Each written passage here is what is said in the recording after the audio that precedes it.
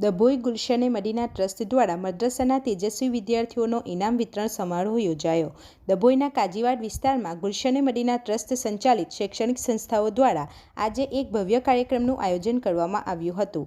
આ પ્રસંગે મદ્રસાની વાર્ષિક પરીક્ષામાં ઉત્તીર્ણ થયેલા 100થી વધુ બાળકોને પરિણામ અને પ્રોત્સાહક ઇનામોનું વિતરણ કરવામાં આવ્યું હતું।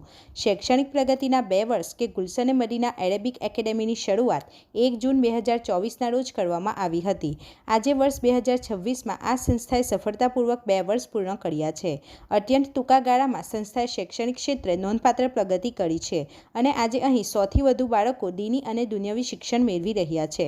આધુનિક ટેકનોલોજી શિક્ષણનો સમન્વય ગુલશન મદીના ટ્રસ્ટ દ્વારા સંચાલિત આ એકેડેમીની વિશેષતા એ છે કે અહીં પરંપરાગત શિક્ષણની સાથે સ્માર્ટ આધુનિક ટેકનોલોજી એજ્યુકેશન પણ આપવામાં આવે છે।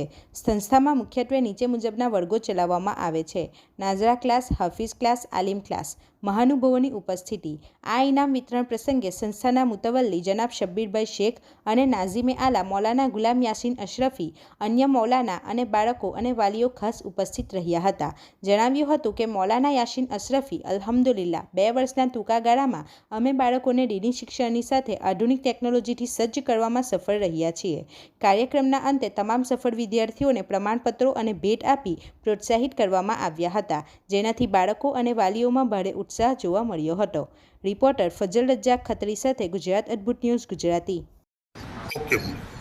गुलशन Madina Arabic academy Dabhoi, Kajiwada complex, Kajiwada मस्जिद डभोई।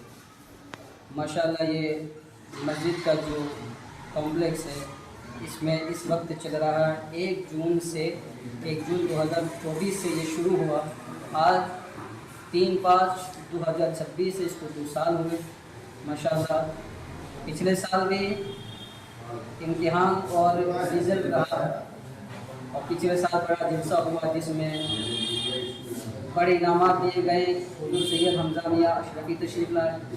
इस साल अल्हम्दुलिल्लाह रिज़ल्ट पेश किया गया, वालिदैन तशरीफ़ लाए, बच्चे तशरीफ़ लाए, मैनेजमेंट पूरा हाजिर रहा।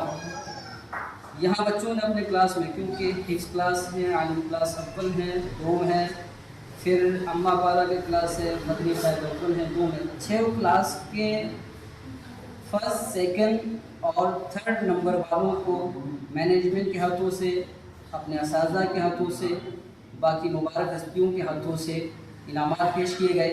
जनरली सबको इनामात दिए गए और आइंदा इन बच्चों को कापियाँ जो कि स्कूल में उन्हें काम आनी है वो पेश की जाएगी।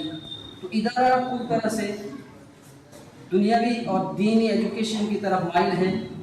हम सब खुश हैं और उम्मीद हैं कि हमारे बच्चे कामयाब होंगे। हम तमाम से गुजारिश करते हैं कि आप इस इदारे में अपने बच्चों को एडमिशन दिलाएं।